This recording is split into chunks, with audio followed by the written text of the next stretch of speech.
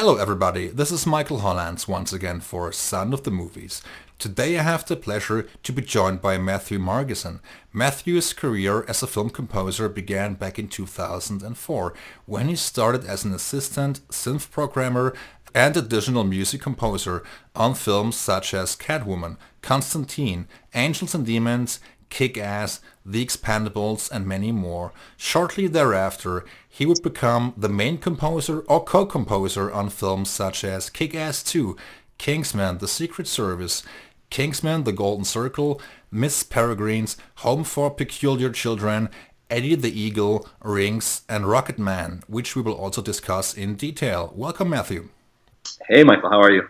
I'm pretty good. And you, thank you for joining me. It's a pleasure. Matthew, when did you decide you wanted to become a film composer? Probably in my teens at some point. I was always involved in music. Kind of had an interest in it growing up. But I guess it was. I guess it was sometime when I was working at a video rental store in my teenage years, and it was one of these smaller shops where, as an employee there, you could just sit around and kind of watch old movies. And then between that and I found out that Berklee College of Music had a film scoring degree, was something that I think my love of music and film by working at this store kind of made the logical sense to go and check out that degree that they offered. What was it like to enter the Hollywood film score scene? What were your feelings back then? Did you feel overwhelmed or even frightened, for the lack of the better word? How did you experience that? Thinking back on it, I don't think I was ever really frightened. I think at the time, I mean, my girlfriend at the time, and who I'm married to now, we left Boston and just drove across the country, and said, let's go live in Los Angeles and work in these fields, and just kind of asked myself the where do I have to be, who do I have to talk to, questions. And everything kind of slowly fell into place, and I met some people and answered an ad to go work for a composer, and it wasn't really. It was just an adventure. It was just, let's go see what happens. It wasn't necessarily fear. I guess if anything, it was excitement, and it was a new place. We had really never been to LA before, so it was definitely a whole positive adventure we went on, not necessarily one that was fear based or nerve based. How did you learn to handle all the technical aspects of film scoring? I mean, you went to Berklee, so you are also classically trained, but film scoring also involves, lots of computers, lots of modern technology, synthesizers. How did you learn to balance that, to handle all of these different elements? It was a lot of late nights reading manuals, to be honest with you. But when I first moved out, I had come from Berklee, and they have an amazing music tech program there, except that component of this field is changing on a daily basis. So even in the year after I graduated and kind of moved out to Los Angeles, so many things were different. And so, and I wasn't super tech versed when I left school. And luckily, I landed an intern position just working on Klaus Spadelt's team. And if you know anything about Klaus, he really is pushing the envelope of the tech component in music, and what you can do with computers, and taking advantage of the rate of how technology is increasing. He's amazing, and he's always pushing the envelope. And so I think working with his team really threw me in the deep end of having to get my brain around a lot of these things. And it was the most valuable school that I've ever been thrown into. It was a super steep learning curve, but principles of workflow that I still employ in my own operation today. And that was in 2004 when you started working on Catwoman, and then you started working on Constantine, Monsters vs. Aliens, also The Expendables. How would you describe your involvement in those films, and how did you experience your rise to becoming the main composer on films such as Kick-Ass 2, Eddie the Eagle, Rings, and Rocketman? It's been pretty surreal. I mean, to me, it just kind of made sense. It was a combination of a lot of hard work and a lot of late nights and a lot of kind of learning, and then knowing how to read people and when is the appropriate time to talk and to not talk, and listen and to listen to what the other people that are like, when I was an intern, for example, you get to sit on some of these meetings between director and composer and soaking that all in and how to sell your music by, and I've been so fortunate to be able to do that for quite a lot of composers, and you kind of absorb people's way of politically navigating the business and the pros and cons, and you learn from people's mistakes and of course your own. And there's lots of ways to kind of start and hopefully have an upward trajectory in this business. But what worked for me was a combination of being in the right place with the right people at the right time, a lot of hard work, and of course a sprinkle of luck and people giving you shots when, the double-edged sword sometimes is that, for instance, how can you write music for a film if you can't get the film, and how do you supply demos from films you've done to get more films if you haven't done? So there's all these catch 22 double-edged swords, and I've just kind of been lucky, and like I said, meeting and hanging out with the right people and a lot of hard work. Great. You just mentioned different composers. I mean, you worked with Klaus Badelt, then of course Hans Zimmer, Brian Tyler, Steve Jablonski, John Powell, Harry Gregson-Williams. What did you learn working with so many different personalities? I mean, each of those composers has their own take on how they, or formula on how they tackle certain scenes and how they communicate with the filmmakers. What do you remember of those days? I remember the internal struggle I had with working with so many people, because you have to constantly remind yourself that you are in this game to have your own voice. And so, at the beginning of my career, I was fortunate to have those opportunities because I was able to make some money to just eat while learning. But it was a constant, and I always reminded myself, learn how to be this chameleon, but I have to have my own voice. I have to have my own voice. I have to have my own voice. And so I think what I value most about those experiences are, like I was saying, just the bureaucracy of how to navigate this business, and working with studios and working with budgets and learning how to hire orchestras and the lingo and the rates and who to talk to and the networking. So all that was really valuable by being able to be around all those guys and help them when they needed it with a couple scenes here or there in their films.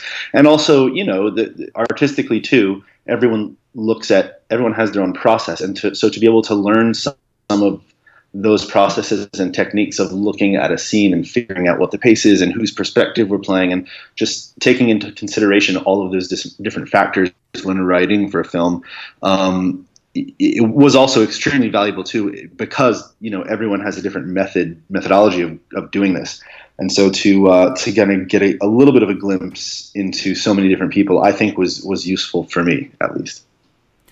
And back then, when you were an musical assistant, you also had to work part-time outside the studio in order to make a living. That's correct. Yeah, when I first started, it was more of an intern position that I started working, which was a couple hours here and there, and when you could be around to help wrap wires and deliver reels and drive around town and get lunches and all these things. So I taught piano lessons for a while for about a year or so when I first moved to Los Angeles, just to kind of make all the ends meet and make sure the rent's on time and the bills are paid and whatnot. But then, as you try to create value for yourself in the studio, hopefully, in my case, I was able to make that balance off quite differently within the first year, and be able to live in the studio, and make ends meet that way. How would you describe your evolution as a composer and a musical storyteller back then versus today?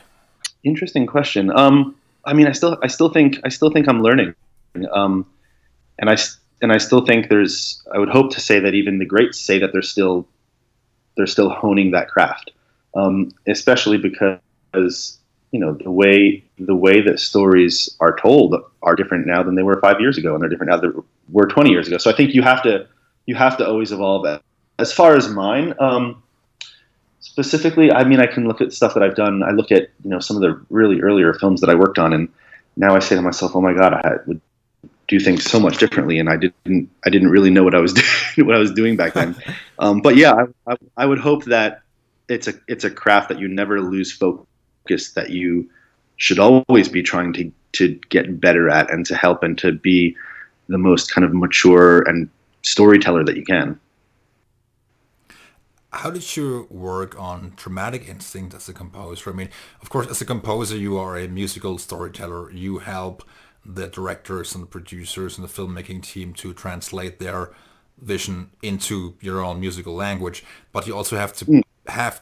I mean, that's my take on it. But you also have to have dramatic instincts. How would you say anyone, or how did you develop this skill?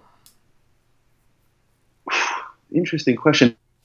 For me at least, it's a lot of, at least at the beginning, and when I was first starting to hone the craft, and still it happens now, but I tend to step away quite a bit. So for me, sometimes these moments are hard to get right, whether it's a death on screen, someone gets shot, or if it's a jump scare in a horror film. It's so subjective of what is the most scary thing you could do there, or what's right for the moment. So I tend to write things and sketch things and step away. I go on a lot of walks. I'm constantly going to the coffee machine and only having one sip of the glass, but just to step away and to come back and listen to things with fresh ears and write different options, and then just ask myself what feels better.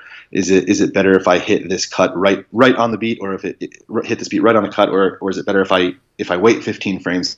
How does it feel? So I think it's a lot of trying to be an objective listener to your own music, if that makes sense, and what feels right with fresh ears. At least that's what I like to do quite often. Great. You just mentioned horror films. You scored Rings, which is basically the third installment in the Rings series. What does a composer need, or what did you need in order to figure out how to write for a horror thriller versus action films or comedy? Good question, because horror is something that I really, really struggle with when I'm writing, and it's not ever something that I set out to say I want to be a horror movie film composer. But the couple things that I've done in the past were always challenging, I think. So when the idea of doing Rings came up, I knew it was going to be a challenge. So it was almost like, let me be sensitive for a bit and really work at something. And the first thing I did was I had to do some research, and I spent a whole weekend probably watching about 6 or 7, watching some of the Saw movies, and even some of the older stuff. Poltergeist and Nightmare on Elm Street, and I watched bits and bobs of all of these films, and a couple of them in their entirety, and just tried to analyze the psychology of what worked and what made some of these things so scary and so romantic and so romantically scary, and just pick apart the film and see why they were successful films. Matthew, one of my personal favorite scores of yours, which you basically co-wrote with your colleague Henry Jackman, would be the Kingsman, the 2 Kingsman movies. And yeah, I really enjoyed those. How did you and Henry collaborate on those? Did you work closely together on several cues, or was it primarily supposed to be a split score? Let me think. Yes, to answer your question, to both of those. We wrote the main themes away from picture together, and that was I can specifically remember certain nights we spent a couple days, maybe a week or so, just honing in some themes, and literally just sitting at one piano. Ooh, this could work. Oh, let's go up there. Let's go down here. Maybe it's better at this tempo. Asking ourselves all these questions, and kind of came up with some of the main motifs for that film. And then when it came time to actually writing the cues, we did collaborate on a bunch of them, but a lot of them, I would say most of them, we just kind of went through, and it's like, oh, you kind of have this character down. You're going to do those. I'm going to do these. You'll do these couple scenes, and just split them up that way. But of course, at the time, Henry and I our studios were about a 45-second walk from each other. Oh, great. So you have an opportunity to even start sketching something together, or he would do something, or I would do something, and he'd just ring you up on the phone and pop in for 10 minutes and check this out, see what you think. So there's a collaboration there that was a convenient one. Awesome. And Matthew, before we talk about, or before we extensively talk about your relationship and work with Dexter Fletcher on Rocketman, also Eddie the Eagle, I would love to ask you about your collaboration with Tim Burton, because you had co-scored Miss Peregrine's Home for Peculiar Children back in 2016. And Tim Burton is a very experienced director. He has done lots and lots of very good movies. And did he know right off the bat what he expected you to do musically, or were you given the chance to kind of decide what you thought was best for the score? How did that happen? Tim definitely knew at the beginning what he didn't want. We wanted to, he described what he wanted, but what he also talked about was things that we didn't want to do. Characters we didn't want to put too much emotion in, scenes that he did have a specific idea for, and Michael Hollands and I, the co-composer, we had the movie got pushed, if my memory serves me correct, and so when we originally had like 3 or 4 months to do the score, we ultimately, I think it was pushed by like 3 or 4 months, so we had an additional amount of time, which was quite a luxury, and so we had a lot of time experimenting, and so Tim did give us quite a long leash, except when we were playing stuff back for him, these demos for certain scenes, it was apparent when something rubbed him the wrong way, you knew exactly, you could kind of read his body language and say, oh, this idea he's not into, or this texture he's not into. So you talk about it and you figure out what it is about it, and yeah, so he did give us a lot of freedom, but he steered the ship in very broad strokes, if that makes sense. Do you remember which scenes became your responsibility in the film? Yeah, I did cover quite a bit of the action. There's a whole ship, a couple different ship sequences and an underwater sequence. I remember, but then again, it was very similar to my relationship with Henry. When I did Miss Peregrine, I actually moved to London, and so Michael Hollands' studio and my studio in London were, I don't know, maybe about 5 blocks from each other. So, we ended each night just basically going to each other's studios and just, pushing each other and trying to put our heads together to make the best thing we could. So, if a cue lived in my studio, or if a cue lived in Michael's, and the same way with Henry and I, it wasn't very often that never probably that one of us would just write a cue and not have some sort of artistic influence from the other person. Now, I would love to talk about Dexter Fletcher. You have worked twice with him. Before Rocketman, there was Eddie the Eagle, and another Eddie the Eagle. Yes, lovely movie, also starring Taron Egerton, and I think you perfectly captured the 80s spirit with your music and with your sounds. And did you use vintage analog synth elements for Eddie the Eagle? Yeah, there's definitely both. There's definitely some virtual synths floating around the score, except there's definitely a lot of analog synths. I think I might have hit that nail just before the Renaissance and was able to just go online and find these digital synths from the 80s that were just basically sitting in people's garages collecting dust. So I was able to put a little armada together for that experiment, which was so much fun working on Eddie. Does it actually take analog equipment in order to achieve this pure 80s sound, or is there something comparable these days digital, which kind of produces a similar sound? Yeah, I mean, I think that just depends on what one's threshold is for the purest component of this. There are some really good virtual synth emulators now that are really really fantastic. But I mean, it's an objective fact that you're just not going to get electricity moving through wires like you would with something that's analog. So yeah, I mean, one could argue it's a bit theoretical at this point, but yeah, I don't know where I stand. I mean, look, on Eddie the Eagle, I was able to use both, so I'm a happy bipartisan synth user. Interesting. Okay, Matthew, let's dive right into Rocketman, Dexter Fletcher's most recent picture, on which you also collaborated with him once more. It is the film dealing with Elton John's legacy and career, and he has been one of the most accomplished musicians for decades. And how did you experience his career? Have you always been a fan of his music? Oh, absolutely. I grew up taking piano lessons from the age of 5. So by the time I was into my teens, it was, Ben Folds 5 and Billy Joel and Elton John, and piano rock was definitely a huge influence of my upbringing.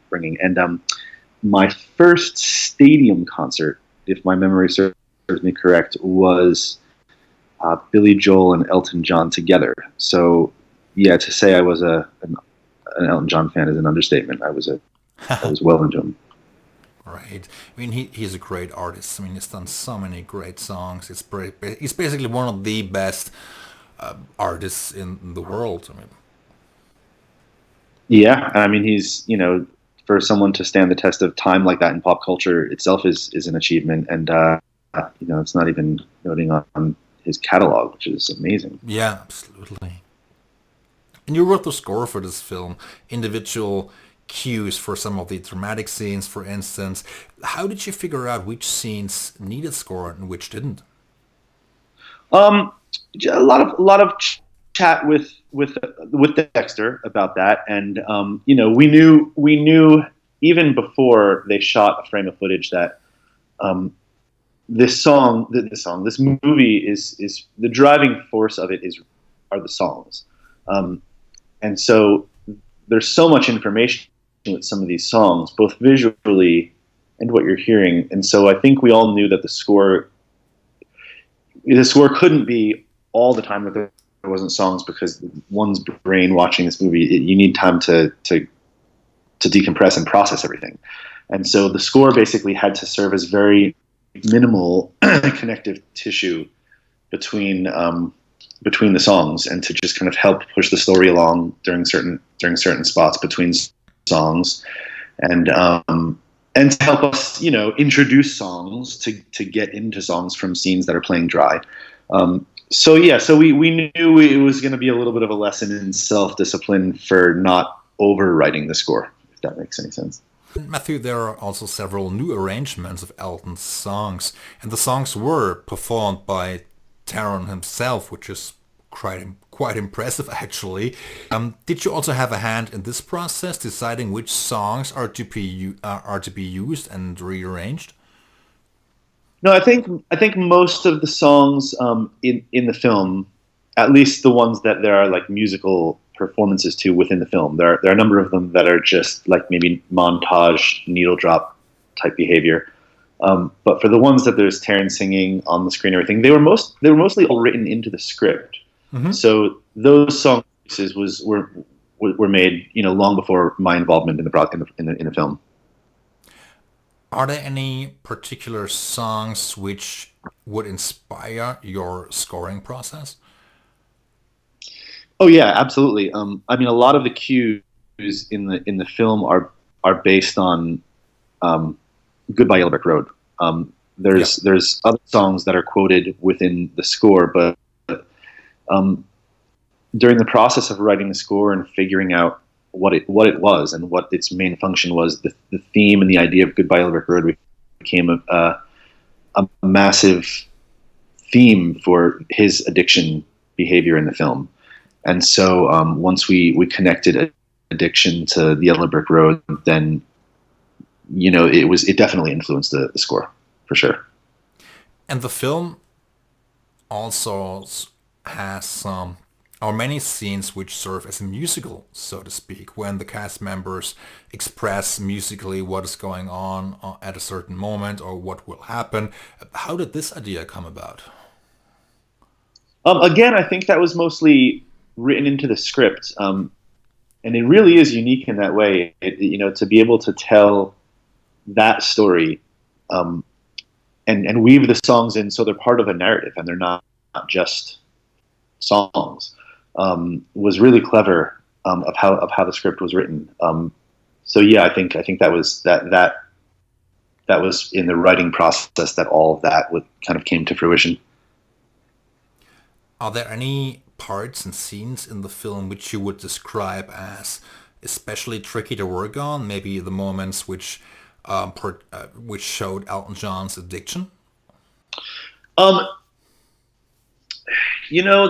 addiction theme in the film, that kind of we didn't have any trouble with that because we knew we had permission to go dark and to go emotional and to portray Elton's struggle. What was quite tricky was finding the tone between Elton and Bernie, because it's a very special relationship. It's a love relationship they have for each other, but it's a purely platonic kind of lyricist and tunesmith relationship. So it's so unique, and to find the balance of that emotion and how sweet we should be and how cold we should be, and how what's the level of emotion that we're injecting in some of these scenes between Bernie and Elton, and what type of emotion is it? Those were particularly hard. How difficult was it, or how did you, say, quote unquote, manipulate Elton's music and dissect his songs into certain melodies for your score? Oh yeah, well, some of them, I'd say that one of the first things I did for the film was I wrote the opening, which is I had this idea of doing just a choir, like a boys' choir version of the Yellow Brick Road theme, and so I did that, and Dexter was really into it. And then I said, well, let me try to push it and see if we can. So we put some orchestra on it, and we put some guitars on it, and we put some percussion on it. It just kept getting layered up, and eventually it became this massive, orchestral and choir version of Goodbye Yellow Brick Road. Yeah. And it seemed to, even though the original one that I had done it just seemed to go with the overboard nature of Elton's personality. That's one example of how we took his themes and manipulated them. But also the theme for Goodbye Yellow Brick Road is played on we call it the Addiction synth, which is this the synth that I had made, and it's in a lot of the therapy scenes that Elton is in. We have his addiction synth, so slowing down, playing things in different keys, making minor songs major, and vice versa. It's all sorts of experiments that we did to figure out how we could twist and chop up his DNA. Yeah, I mean, that's basically how the film starts, when you see Elton waltzing through the hallway, and then he busts right into the group therapy session, and then it was a really nice idea to kind of start the film this way, and then have Taron kind of tell the story how he got there, and that was really good filmmaking. I think so. I think it's definitely a bold way to start the movie. It definitely, you don't know where he's walking when he's walking down this hallway, and he gets into the group therapy room, and it's, to me at least, when I watched it the first time, it really does focus you, and you're, ooh, how did we get here, and why is he? All these questions are asked, and it really does help draw you into the story. Yes, absolutely. I mean, it's one of those movies that focus on a legendary musician, a film which not only delivers moments of jubilation or feel-good moments. It also deals with very, very serious subjects, addiction. Also, when he tries to kill himself, when he jumps right into the swimming pool, and before then he pops multiple pills, and that's really also tough to watch. As opposed to, let's say, a film which I also love, Bohemian Rhapsody, which focuses mainly on the good or better parts of the artist. Yeah, no, I think Bohemian Rhapsody, it's a celebration of Queen and Freddie Mercury. Yeah. It's a really great feel good movie, and I think it's so entertaining, and I think that Live Aid sequence at the end is just it's really just moving. And we were making a different film. I think Elton, being one of the producers on the film, if I'm not mistaken, said, we have to show my story, all the good and all the bad. So I think we were making a different film than Bohemian Rhapsody, and yeah, they're both really great, entertaining movies. I feel. Matthew, did you write certain cues, or many cues, which you ultimately had to drop from the picture because you felt it didn't feel right? Oh, there are a couple. There are maybe a small handful, where two or three, where we write a cue and we're unsure if it's going to stay or if the scene needs music, and when everything goes to the dub stage and they start this final mix of all the dialogue and all the effects, and they spend weeks going over every piece of audio that you hear. A lot of those final decisions are made then, and some of them, let's keep the music, or maybe there was a moment we missed that might have needed music, and we didn't think it did, and you end up cutting something in. So yeah, all those, there are definitely maybe one, two, three or so cues that either the first 30 seconds aren't used, or the cue is ultimately dropped, or so all that stuff you just have to kind of accept is going to happen once they start making the final product. Artistically speaking, what did you learn from this movie experience, working on a film which allowed you to experiment a little, a film that deals with such a musical legacy to boot? I learned a lot about pace of a film on Rocketman, because it is his songs are so energetic and so upbeat, and so you do have to step back and you work on one song for, I don't know, a couple weeks or even more, and you're just focusing on that one song, and then when you step back and say, oh, hold on, there's another massive song 20 seconds before this one, you start looking at pace of a film and what the viewer's brain needs to kind of like go through ebbs and flows of emotions. So that was an interesting learning experience, for me at least, while dealing with Rocketman. Right, Matthew, what's actually next for you? I'm just finishing up a Fantasy Island for Blumhouse, which is a film recreation of the old television show, and I'm just starting to get involved with the next Kingsman, the third Kingsman. Matthew, is there anything else on your mind? Is there anything else you would like to add to Rocketman or to your career in general? Oh, not necessarily. I think we've covered quite a bit, Michael.